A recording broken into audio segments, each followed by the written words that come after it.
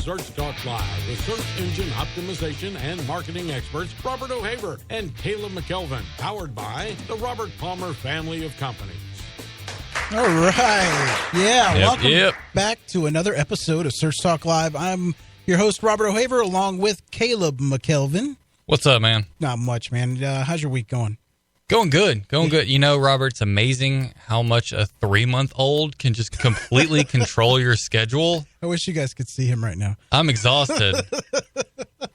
When she doesn't want to sleep, nobody sleeps. Yeah. But anyways, I'm good. We're here. We got a great show today. Let's get it going. Yeah. Today, those of you just tuning into the show, it is have never heard Search Talk Live before.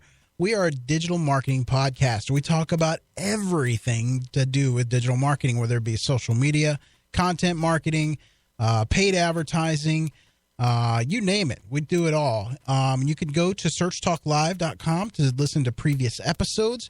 Sign up for our mailing list. I highly recommend it, guys. That gives you everything that's coming up. Yeah. Even special offers that we get throughout the show. Yeah. Sometimes great we get stuff. Some great offers. Yeah.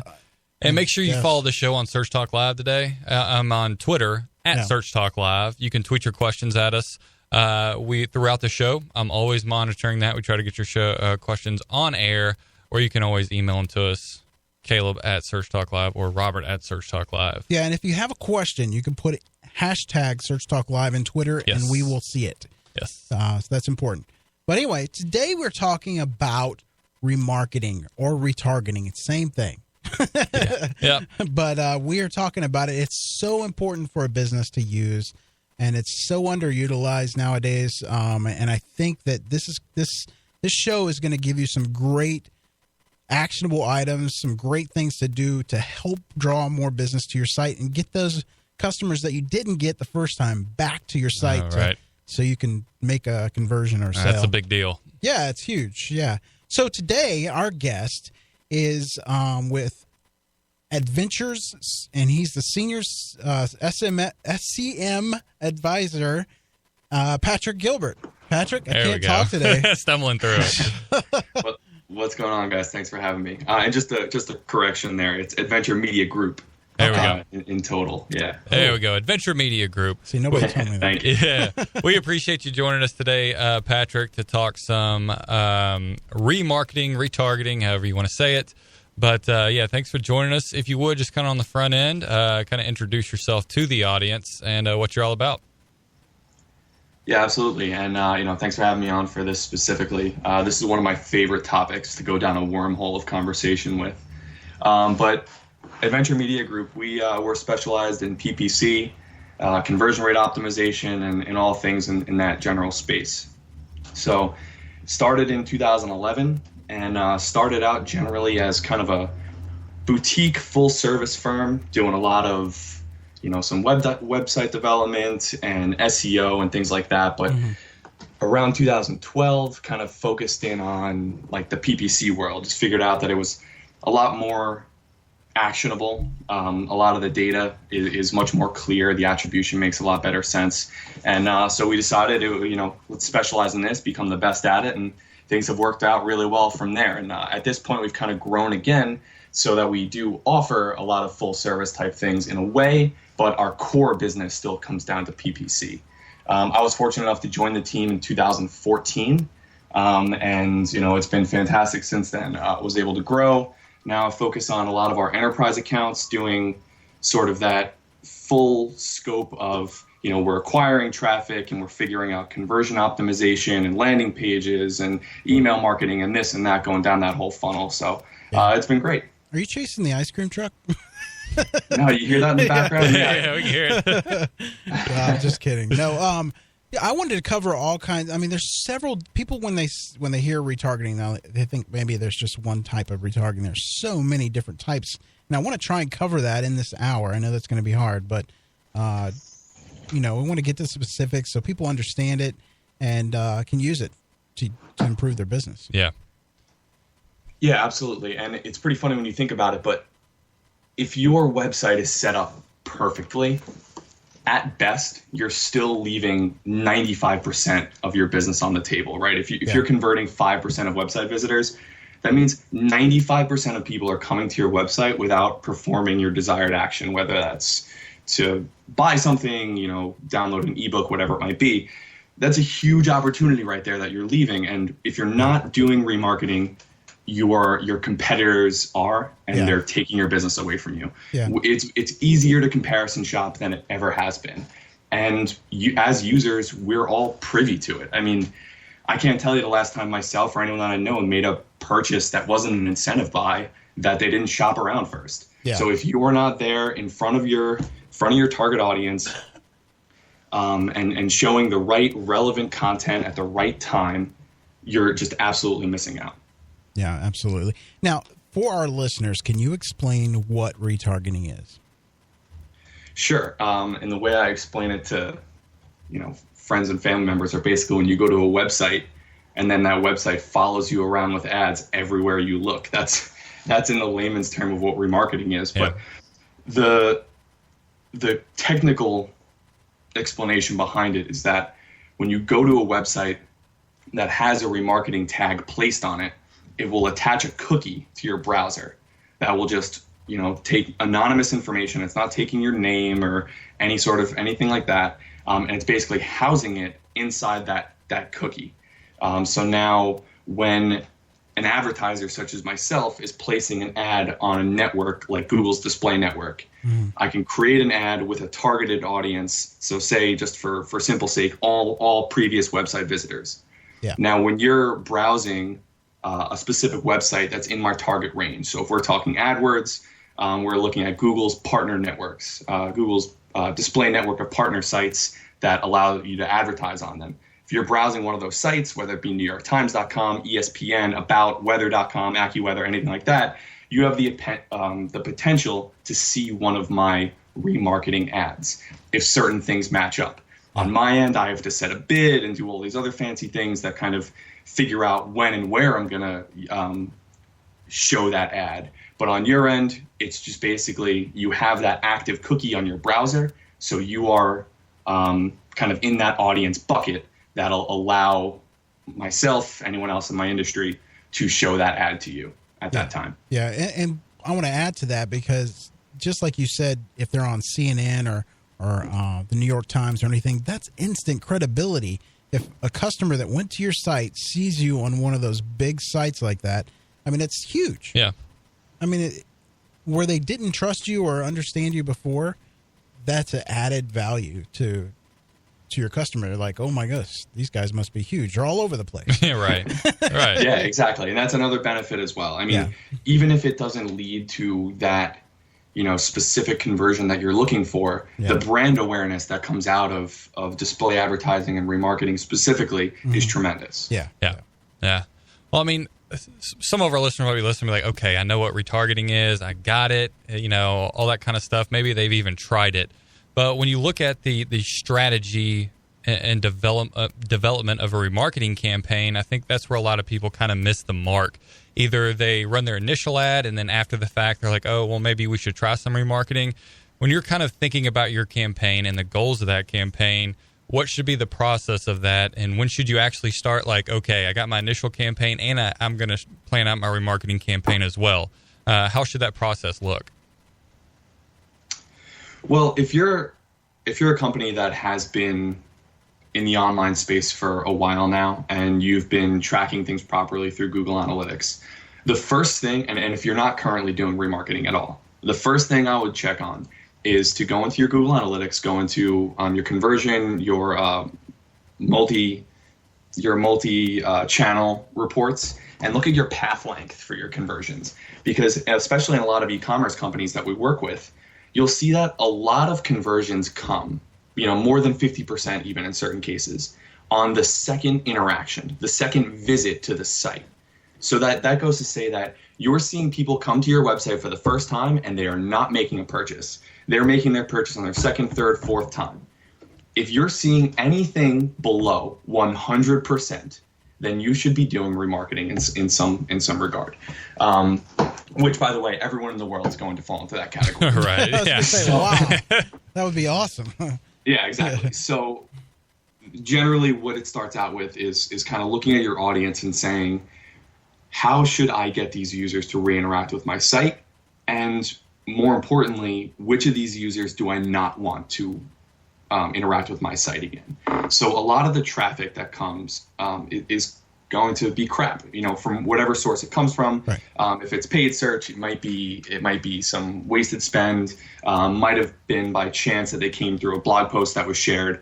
But you have to realize that with remarketing, for the most part, generally people will set up, it'll be cost per click model. Mm-hmm. So just as important as figuring out who your target audience is, it's also incredibly important to figure out who do you want to exclude from your audiences. Right. And, so many times we've seen accounts that if, people have come to us and said, please help us out. We cannot get our remarketing campaigns to work. And the first thing we'll see is that they're still serving ads to people that converted 3 months ago, and it's not a multiple repeat business. Yeah. Or, they're showing ads to people who have spent, 15 seconds reading a quick blog post and never went over to another page of the site. Mm-hmm. These are all things to take into consideration. So trying to figure out exactly how you want to engage with these users, and then making sure that you have relevant ads and you're showing to them on, the right sites at the right time and so on. Right. You got to be careful with the frequency. Some people, they'll take and they'll show their ads like to one person 10 times in a week. And it's like, that's get annoyed with it. Yeah. Exactly. Yeah. And that's another thing, making sure all of your settings are in check. So one of the first things that we always make sure when setting up a new campaign is making sure your frequency cap is set. Right. And that's another part of the strategy. If you want to test ads a certain way, you might want to have it set at the campaign level, the ad group level, whatever it might be. But these are all things that kind of play into crafting that overall strategy. Yeah. I think when it comes to remarketing, what people don't do enough, and what I would definitely recommend they do more, is think about their remarketing strategies in the same way that they think about an email drip campaign. Absolutely. In my mind, there is no difference. Yeah. So a goal of an email campaign is like, great, we have someone's email address, they signed up for whatever it might be.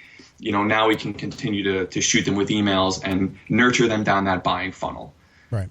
And being a visitor to my website is the exact same thing. So now we can drop them in different audience buckets. So like for us specifically, like on our site, we have a HubSpot workflow, email workflow for someone comes and they download a very broad piece of content, just something general about digital marketing, whatever it might be. Yeah. They're placed in one audience bucket. Once they interact with more types of content that would say that they're really in our target audience, they're in a completely separate audience. They're getting hit with more frequent emails, different messaging, different types of messaging saying, hey, get an audit, things like that.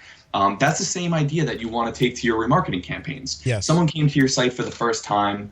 You might have a generic ad from a branding perspective that you're going to show to them for 2 weeks, and then they drop off that list if they haven't interacted with it again. Right. But if this person comes 3-4 times, if they've spent 2 minutes reading your About Us page, they've spent 3 different interactions on 3 different product pages, this and that, they're more qualified. You want to show more ads to them. You want them in that bucket long enough, and then eventually you want them to drop off at the right time. Yeah. The other thing too is you want to make sure you want to have rules to exclude people that were on your site for like less than 10 seconds or stuff like that, just to kind of get rid of the junk, and also monitoring the sites that it's going on too. Oh, absolutely. So, that first thing you mentioned, one of the new things that we started telling people is if you have a user that checks out your blog post and doesn't go to your pricing page or anywhere else on your website, right, exclude them. Just get them off the list, because so many people put so much energy behind creating an awesome blog that they don't realize that it's destroying their AdWords initiatives from a remarketing standpoint. It's like, great, congratulations, you've created a blog that's having all these organic hits. But like me personally, like I'm on PPC blogs and things like that every single day, and I laugh when I'm getting remarketed to by my competitors. Like I'm not in the in the market for PPC services. I work in that industry. Like I should be on the exclusion lists for these, for these companies. Sure. But it's such a simple thing that it's like, oh, well, obviously I would exclude that person, but almost nobody does. Yeah. And then to your second point, about, those placements, if you take, like, that's one of the beauties of remarketing is you can look at where was my ad showing up. And, like we mentioned earlier, Google's display network is more than 2 million websites. Yeah. Most of them you've never heard of. But in looking at that and seeing, wow, I got a lot of interaction when people were on, New York Times. Right. And they were coming to the site and converting well. But when they were on, CNN or ESPN and coming over, it wasn't as great. You'll see a lot of sites on there that it'll be like, wow, my click-through rate is 5% when they're on, this blog. Yeah. But if you actually, like, what I would recommend in that instance is check out that blog. Are these real clicks, or are these people accidentally clicking on your ad? Because that happens too. Yeah. If you see a click-through rate of more than 2% on, some random website that wasn't a managed placement, I would definitely recommend checking that out, because a lot of these blog sites where it's like, check out this slideshow of, 14 childhood celebrities, look what they look like now. Right. People are clicking through that. They don't realize they accidentally click on your remarketing ad and you just got charged, $2 or whatever, when it was a complete mistake.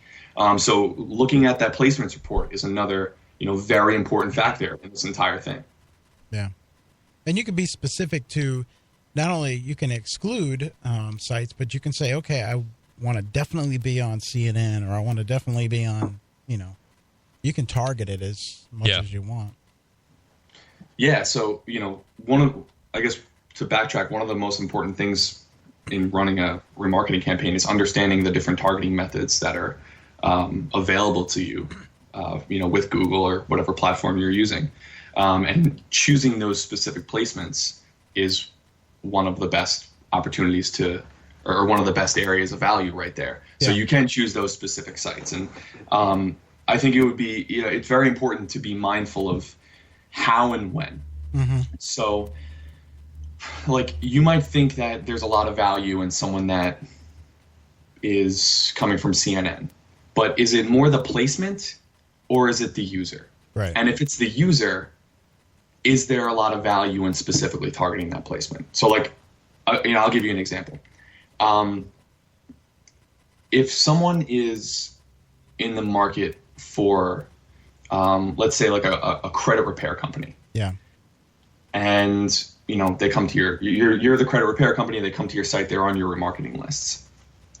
Now, I personally would find a lot of value in serving a remarketing ad to those people when they're browsing, say Zillow.com, because, they're looking for credit repair because they're in the market for a house.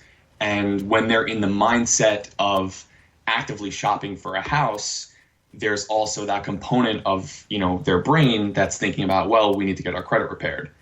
So they're in the right frame of mind while they're on that site.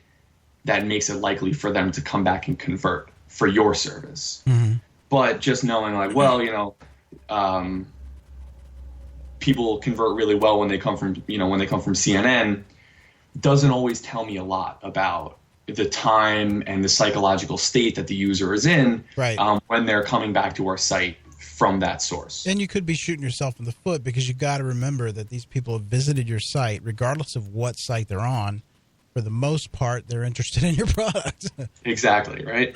And another thing with that is, generally when you choose those managed placements, you're looking at a little bit higher of a cost per click. Yeah. So now you're looking at a larger cost for a user that was probably going to come to your site anyway. And that kind of goes back to the whole idea of, there's a difference between contextual targeting and behavioral targeting. Right. So, like, if I'm selling Rolex watches and I put up a billboard on the North Shore of Long Island in, like, a wealthy area, a lot of those people are going to be in my target market, but a lot of them won't be. That's contextual. We know that the median income for this town is X, and it's above in the bucket that I want to target. So that's great, right? Yeah. But the behavioral side of it would say, well, just a couple miles over in a town with a median income that's half the size, some guy just his company just went public and he's got a nice check that he's looking to splurge on something, and he'll never see your billboard because it's you got too specific on the context of it and not the behavioral model. So that's when looking at placements, that's definitely another thing to keep in mind as well. So it's more like I personally prefer segmenting out audience by behavior much more than like individual characteristics of placement, things like that. Yeah, and this is for you listeners. This is not something that's going to take a few minutes to set up. This, depending on the complexity. I mean, it could be if you're an e-commerce site and you have hundreds of products. You want to get into the behavioral stuff. The dynamic stuff. The dynamic retargeting. So where not only did they look at your product, they looked at a product but didn't purchase. You can make their ads, their banners show that particular product for that person that visited that page, and just follow them around until they purchase it. Basically, in simple terms.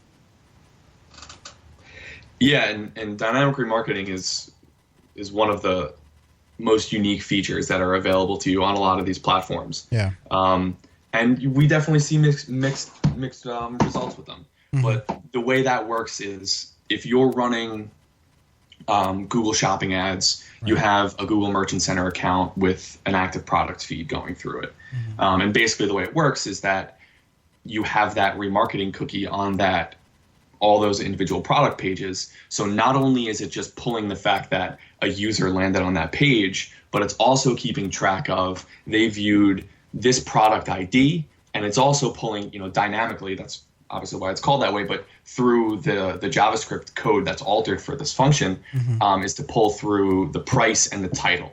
So now all of that is factored through in your dynamic remarketing campaign. So instead of just seeing a John Deere ad on CNN.com or whatever, it's showing the specific lawnmower with the title and price that you were looking at. Yeah. And especially in e-commerce, there is so much value in that, especially when it comes to like clothing and apparel. When people are looking at something and they're saying, well, I love this jacket or I love this dress, but I can't really justify paying for it right now. All of a sudden, 3 days later, payday comes around and they see that ad that shows that dress that they fell in love with earlier in the week, and boom, that's like, it's a no-brainer right there. So definitely a lot of value in that, but also, like you mentioned, to go one step further and just say, well, these users, they spent, they visited my site 2 times, they spent at least 30 seconds looking at this page, they also meet this demographic audience and, whatever it might be, all those different characteristics, instead of just saying, well, everyone that came to my site and looked at a product page, we're going to show them these ads. Like, no, you want to make sure that you're mindful and strategic about the way that you're showing these ads to these individuals. Absolutely. And you can even get down to where it's real specific to like, especially if this is more of, you have a login situation where you're in a Amazon or something like that, where you have to log into your account. But you can do retargeting with emails.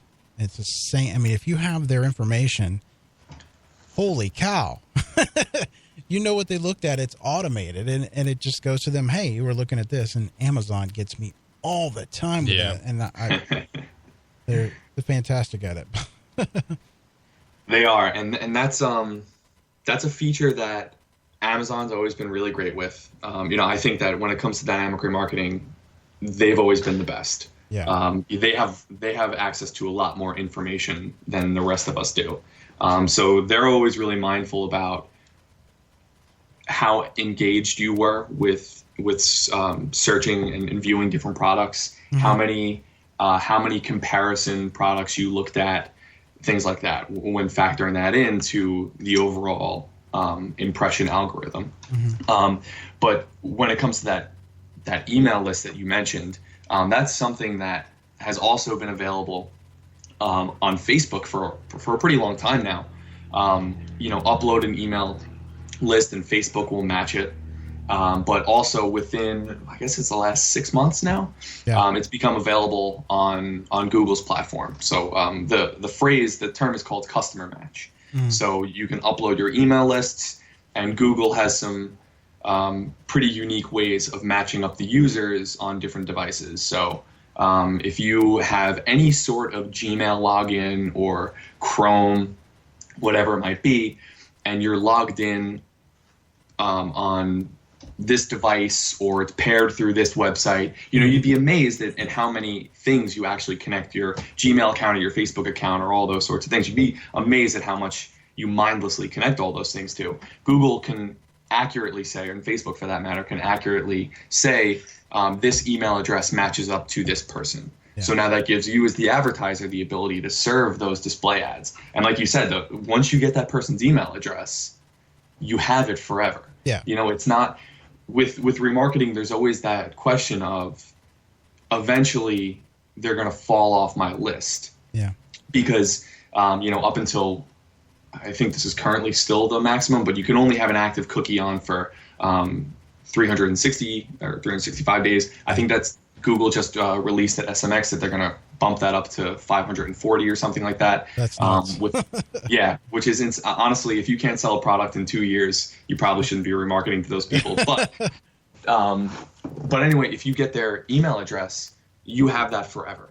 So especially for seasonal things, holiday, you get that email address in May, and you want to show a remarketing ad to that person for Black Friday. Mm-hmm. You don't have to worry that they cleared their cookies, or they had ad blocker turned off, or they were searching in incognito mode on their browser. You have that email address that's always available to you, and we've seen tons and tons of success with customer match advertising.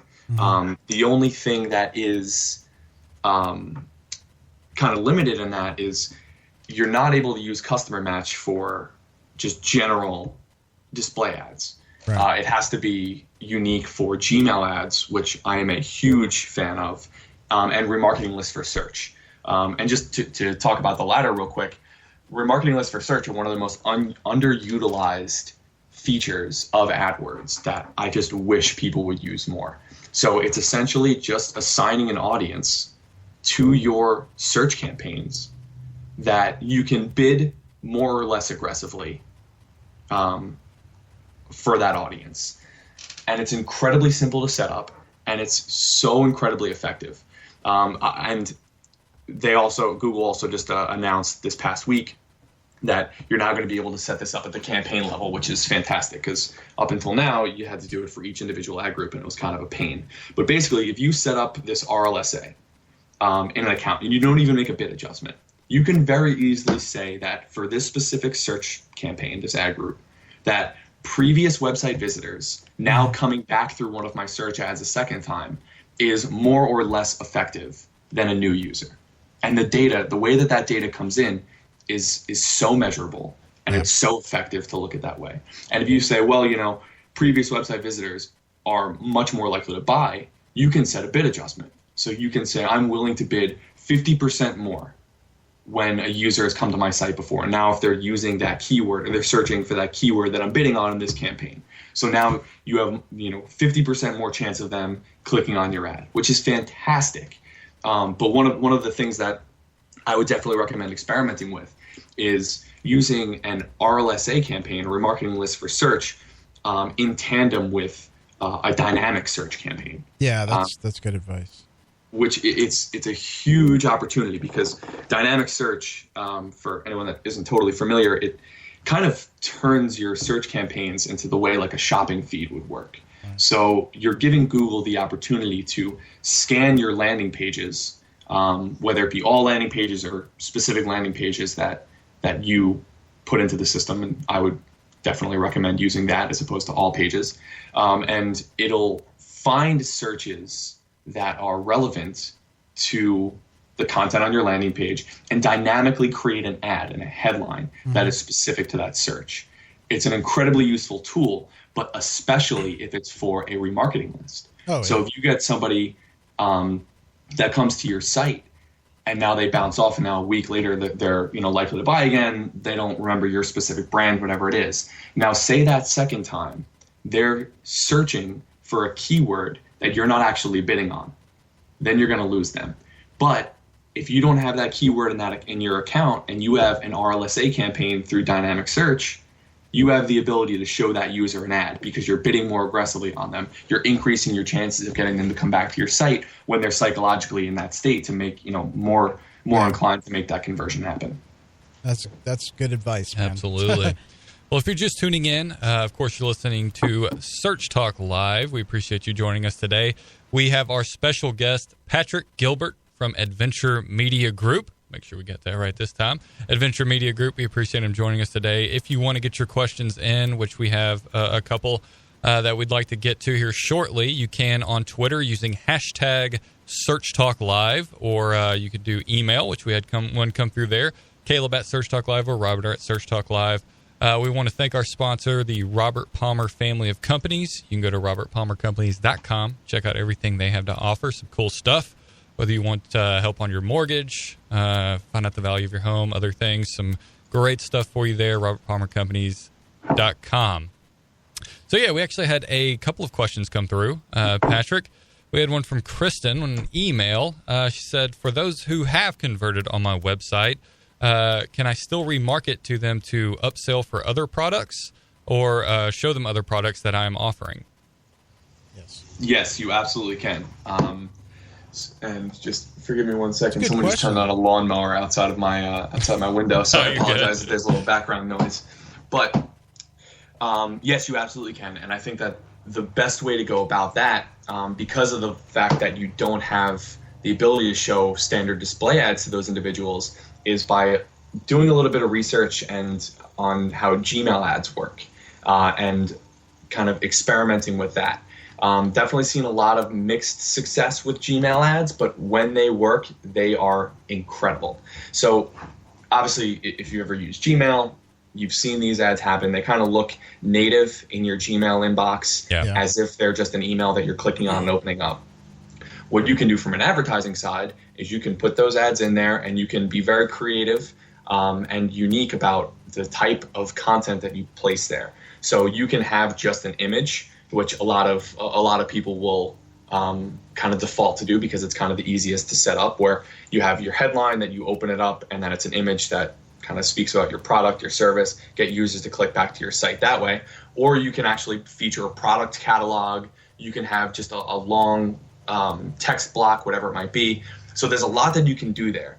And what's great about Gmail ads, and just to be clear, this is something that you can do. If you have that email list uploaded as an audience, you can use that for Gmail ads. Generally, the cost per click for a Gmail ad is significantly less than you'll pay elsewhere for a search ad, and other types of display advertising. Nice. And I think a reason for that is when someone clicks on your Gmail ad, when you're getting charged, you're not necessarily getting that user to click through to your site. Yeah.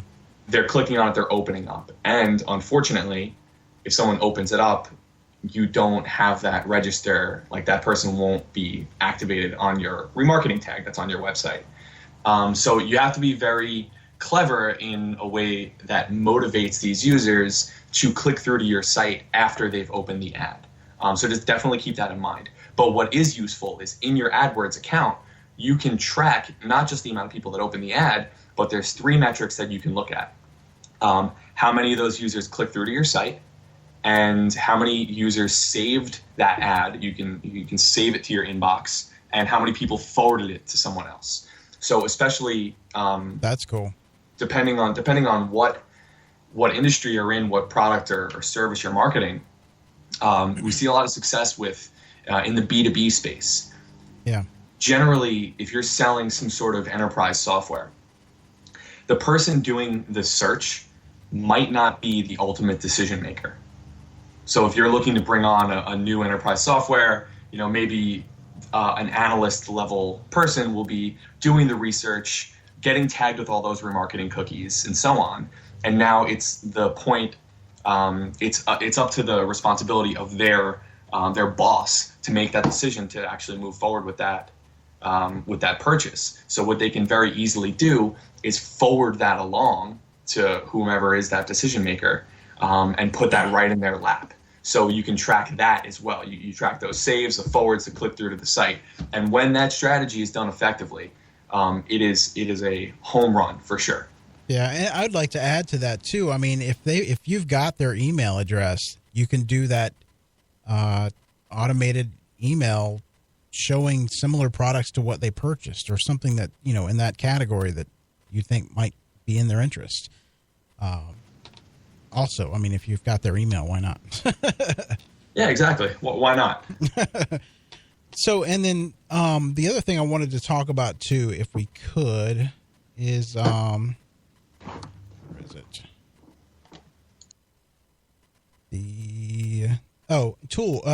Different platforms. So, like doing retargeting, let's say on Facebook or Twitter or anything like that. Have you got any experience with that? Yeah, of course. And using all of this together as part of your greater strategy is really where it becomes very effective. I am privy to favor AdWords remarketing just because I like the way that it so seamlessly integrates with Google Analytics. Right. That said, obviously, you can use your custom UTM parameters, things like that, when using Facebook remarketing, Twitter, things like that. But absolutely, I mean, all these other platforms, they're very good at what they do best. And I know that sounds like a ridiculous statement, but advertising an ebook download on Facebook is going to be much more effective than if you had a remarketing ad on Google's display network. It's just the nature of it. And you have users that are, and the cost. Yeah. You have users that are on these social networking platforms that they're in, when I'm going through my, Twitter, LinkedIn, Facebook, I'm in the psychological mindset where I'm consuming content. And if I'm in that mindset where I'm consuming content, I'm much more likely to click on an ad that says, check out the 5 ROI metrics that really matter, or whatever it might be. And I'll click and I'll download that ebook, and now boom, that advertiser has my email address, and I'm further down in whatever workflow. But if I'm checking the weather or whatever else might be, I'm not totally ready for that. So in thinking about when are your users on these different platforms, what are they doing, what types of people are they, that's kind of another way to be more mindful about the best way to target these individuals. Yeah, I mean, you also have to know your audience, know where they're at. So like if your audience is not on Instagram, obviously don't do it. Right, exactly. Yeah. So and it's go ahead. Oh, sorry. No, go ahead. I'm sorry, I didn't mean to cut you. Well, I was just going to say that one of the main, we kind of touched upon this before, but that whole brand awareness idea. And most things that you're selling, most things that people sell, the best salesman in the world can't convince someone to buy it. There needs to be a lot of things in line for them to actually pull the trigger and make a purchase online or whatever it might be. Yeah. Using those different platforms to leverage the brand awareness is incredibly valuable. Yeah. So all of a sudden, they might not realize it, but subconsciously, they've picked up on your brand name. They've picked up on that product you're featuring, that service that you're highlighting. And now all of a sudden, it's becoming second nature. So now they're ready to buy, and you're the first person they're thinking of. So just in thinking about the way that people spend time, there's a term that we throw around a lot is we're going to go out and we're going to find where people are hanging out on the internet. If they're hanging out on Instagram, if they're hanging out on Twitter, you want to be there. Yeah, absolutely. Do you have the other question? Yeah. Let's see here. Came in through Twitter. Michelle said, in terms of retargeting, how am I seeing ads for a LL Bean jacket that I mentioned out loud and never even searched? Dun, dun, dun. Da-na-na. They are listening.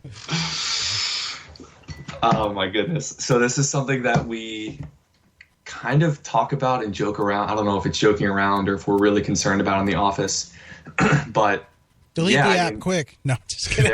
There are a lot of people that are convinced, and I might be one of these people, that specifically Facebook and Instagram are using their microphone feature to tailor ads. Absolutely. And once you become aware of it, it becomes something that you're actively looking for, and you'll catch it more often. Facebook has said many times that they don't use this feature, Yeah. And they've also said that they have the capability and the technology to do so. But they say they don't. So kind of interesting. But they, if you have an iPhone, you go into your settings and go into, the Instagram app, you'll see that you can trigger on and off the microphone feature, and they say it's for recording video. But I'm personally a little skeptical. I'm completely convinced. There are two, just recently. So, I was recently visiting a friend of mine, and we were having dinner with his cousin. Never met this guy before. And over dinner, he just kind of joked about how he sweats a lot and how he can't find undershirts that will not make him sweat. Yeah. And whatever, we joked about it, laughed about it. I end up leaving, get in the car, I open up Instagram, and I see an ad for undershirts that are for men that sweat a lot. And it's unbelievable because there's nothing like being in our industry, how these things work. Yeah. I know that if I do any sort of search or if I'm in a similar audience or whatever it might be, that it has the chance to trigger that. But it was maybe an hour after, and it was so strange and so off the wall. That's kind of eerie. I mean, it's so eerie. There's got to be a line drawn somewhere. Yeah, I know it is crazy. Literally, just this last weekend, a friend of mine was telling me a story, and he meant to say the words Purell, like the hand sanitizer, and he said the word Purina, and literally a little while later saw an ad for Purina. I don't own a cat. I'm not in the market for a cat. I'm not of any sort of demographic that would say that I'm should be seeing that ad. But yeah, so it exists. So there's no facts on this. You can definitely go down some Reddit wormholes. But yeah, there's definitely conspiracy theorists, and I might be one of them. I'm definitely one of them. It happens all the time when we're looking for places to eat. Just the other day it happened. We talked about Outback. 10 minutes later, ad popped up. And I was completely convinced after Saturday. I was trying to decide what kind of beer to buy to watch football. And I haven't bought Natty Light since college. And I was like, hey, maybe I'll just buy a 6-pack of Natty Light because it's cheap and easy. And 5 minutes later in my Instagram feed, Natty Light. I didn't even know they advertised Natty Light. I had no idea. I didn't think they incredible. Would do that. The first Natty Light ad I've ever seen in my entire life. So, you would think that their prices are so low that they can't afford to Exactly. So I'm convinced. I'm convinced. Now, Patrick, let's get on to messaging.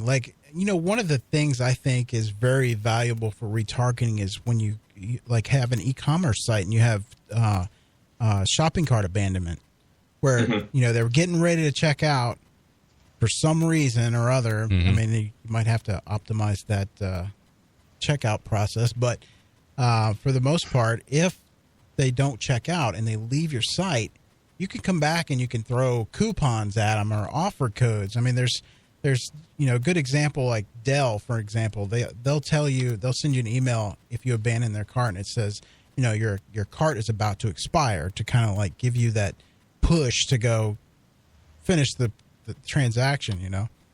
And things like Pro Flowers and stuff like that, they'll send out coupon codes, and Fossil's really cool about it because they personalize it. They'll give you if you have a watch that you like and they're remarketing on you, they'll show a picture of a person actually with that watch on. Yeah. Which is kind of personalized. It's kind of cool. Just some really cool tactics to use. Yeah, and it's something, I mean, even before that, though, you have what's called on-site remarketing. And you see much, much more use of popovers, and specifically what I'm a huge fan of, exit intent popovers. Yeah. So if you can use certain on-site technology, there's tons out there. Opt-in Monster, a lot of it, like Shopify, I think, has plugins for this, where you can trigger a response based on some sort of behavior. So if, maybe you don't want to, quote unquote, annoy all customers that are going to leave your site, it's only those users that have reached that checkout page, that cart page. Yeah. And now you can fire a response to whenever their browser or their cursor leaves the browser window, and you have a drop down. And it's it's not as intrusive as, the pop-ups of old, where it was just always in your face and very annoying to click out of it. Right. It's very, seamless, and it comes up and it says, hey, if you're, you can message it to say, if you're not ready to check out, would you like us to email you the items in your cart? And as a user, you're like, yeah, that'd be great. And then boom, you have their email address. So that's a huge opportunity right there. So I like that. even before those users leave your site, there's tons of ways to increase that conversion rate. Yeah. But beyond that, having that sort of understanding of your user behavior to say, well, the drop off from our cart page, is this, and we want to improve that, whatever it might be, and if we get users to come back, whatever. To find the right type of messaging for a remarketing ad is kind of a science, because in many cases we've seen a lot of success in having messaging. Like, we literally have certain ads for this one account that I'm thinking of, where we have a shopping bag with a sad face on it that says, "Are you coming back for me?" And it works incredibly well. Yeah. But some people might find that creepy. So you need to, obviously going back to what we were just talking about a second ago, like, some people aren't okay with that. So you need to really understand your audience. Are your users going to respond to that sort of thing? Or do you need to be like less in their face about it and offer a discount, offer a promo code, whatever Free it might shipping, be. Yeah. Yeah, exactly. And one thing that I would recommend, any sort of ads, if you're using this for your search ads or whatever it might be, if you are offering some sort of promo code, do your best to either have that information on your site, or even better, have a way to, based on a custom UTM, dynamically pull that information and populate your promo code field for the user. Because there is nothing worse than having a remarketing ad or a search ad, whatever it might be, say, use promo code fall sale. And they come to the site and they're like, wait, what was that promo code? They click the back button, and then they click on your ad again, and you get charged twice for that same ad. And now they're paying with a discount. Yeah. So you've basically completely lost on that customer. So always think about that. Like, are my users going to understand how to go through this process? Is this actually going to work? Yeah. Definitely. That's great. And that's where that kind of segues into the last subject I want to talk about, is the messaging. Your ads, depending on your retargeting ads, depending on where they're at in the funnel, in the process of purchase, like we were just talking about with the shopping cart abandonment, that message is going to be totally different than someone that was just, kind of browsing your site, Yeah, and there's a lot of ways to make that easier for the user. And one of the best strategies that I would recommend doing is creating audiences based on specific search terms. Mm-hmm. So, like, people in the UK will refer to their phone as a mobile device, whereas like in the US we'll say cell phone or whatever it might be. Right. So say, you have this global audience, and you have you're selling a cell phone product or a case or whatever it might be. Mm-hmm. You can individually track, and you can set this up in Google Analytics, that you can, whenever someone uses a search term that contains the word mobile phone, whatever, you drop them into one audience bucket.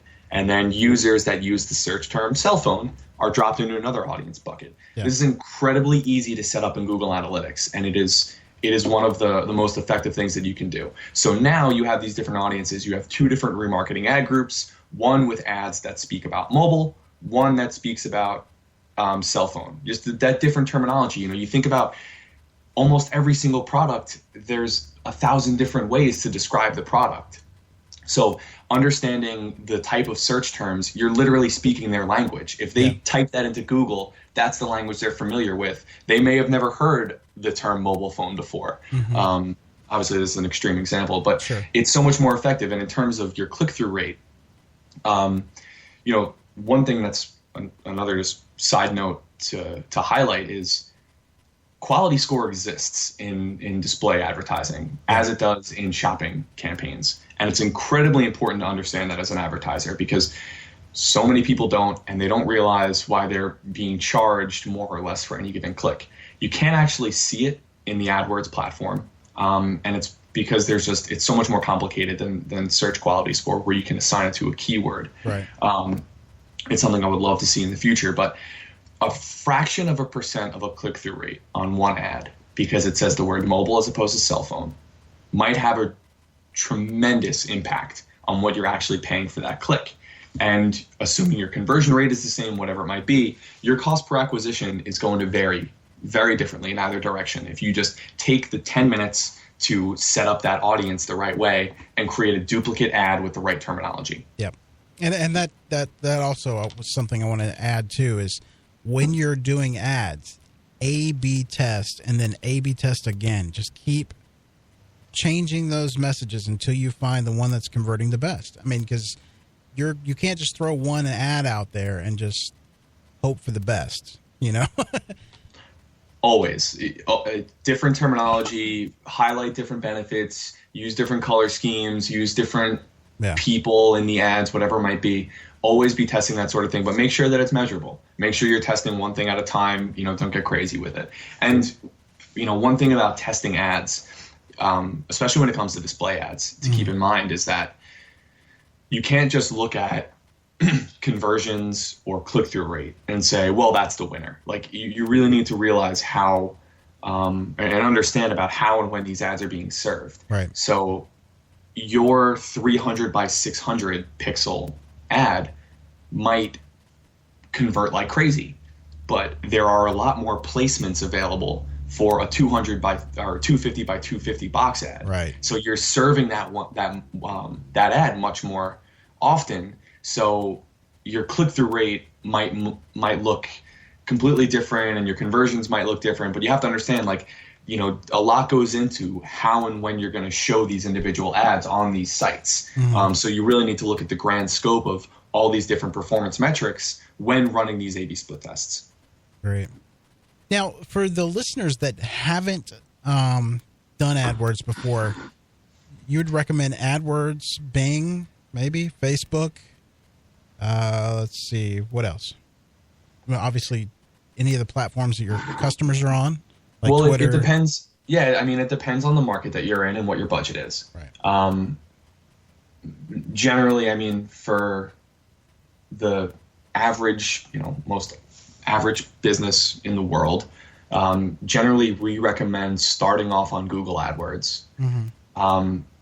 And the reason for that is, I mentioned it before, but it's so easily, seamlessly integrates with Google Analytics. Yeah. And you have so much more possibilities there, and you learn so much more. The data is shown in a much more unique way than I think the other platforms give you. So, and we always say that every dime invested in AdWords is a dime invested in market research. You're able to see what these people are searching to find your ads and to convert on your site. You're able to test what they're more likely to click on. There are a lot of, believe it or not, there are a lot of publishers. I think Tim Ferriss, the 4-Hour Workweek guy, he talks about this, that he originally released his book under a different name that was terrible. I forget what it was, but it wasn't selling, and he had 4 ideas to change the title of the book. And he ran an AdWords campaign, in the market that he was trying to sell this book to. And one of the headlines that he used for the ad was 4-Hour Workweek. And the click-through rate and everything else was so much better. So he changed his entire marketing scheme, and he changed the headline of his book to 4-Hour Workweek. And it's one of the top-selling books since that was changed. Wow. So that was actionable market research right there that you can find even if you're not actively selling something.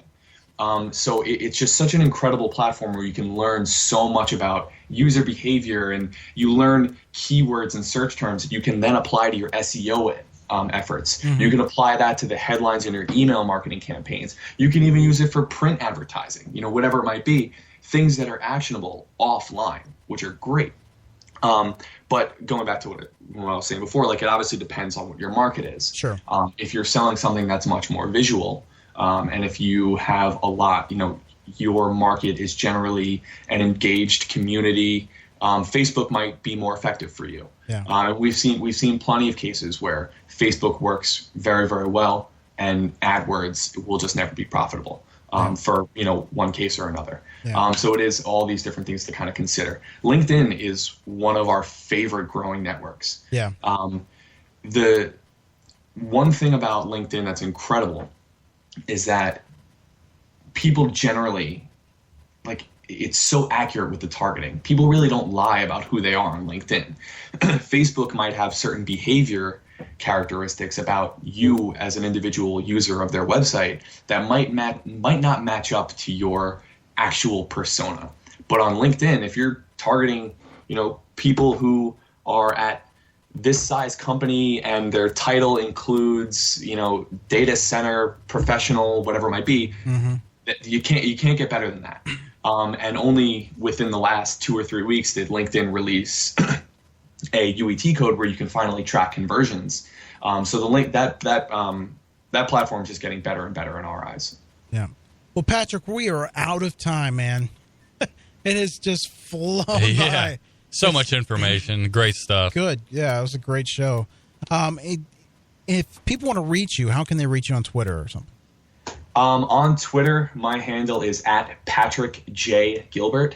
But you can also check us out. Our official agency handle is @AdVenture PPC. But you could definitely reach out to me on Twitter. And definitely check out our website. We have a lot of awesome promotional materials. Actually, I think one of the ways that we originally got in contact was through our Udemy courses. So we have some of the top-rated marketing courses on all of Udemy.com, which is an online course platform. It's fantastic, and our co-founder has, I don't know, somewhere in the likes of 20-some plus hours of AdWords and specific remarketing courses that are just, the ratings are through the roof. It's very actionable stuff.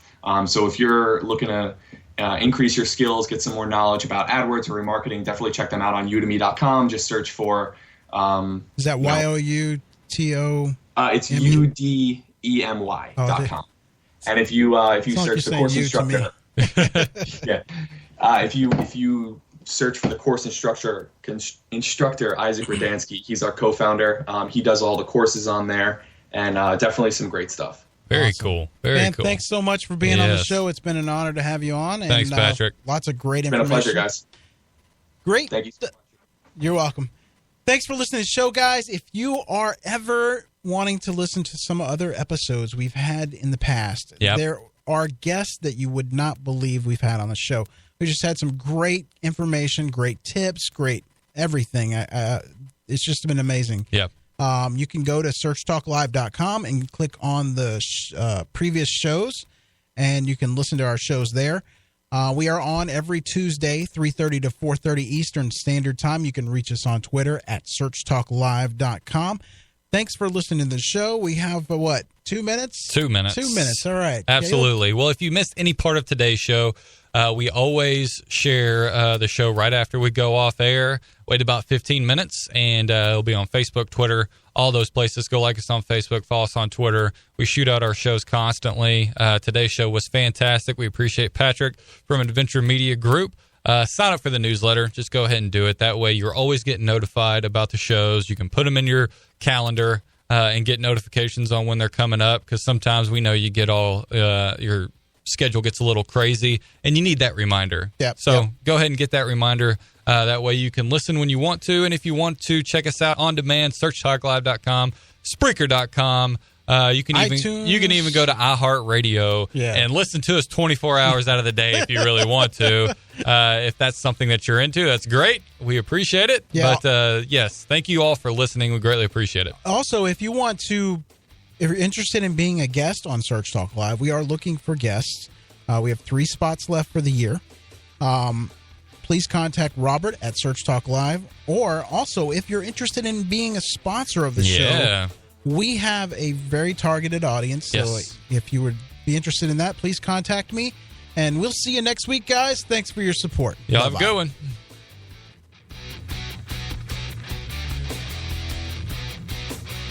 Search Talk Live is a presentation of the Robert Palmer family of companies.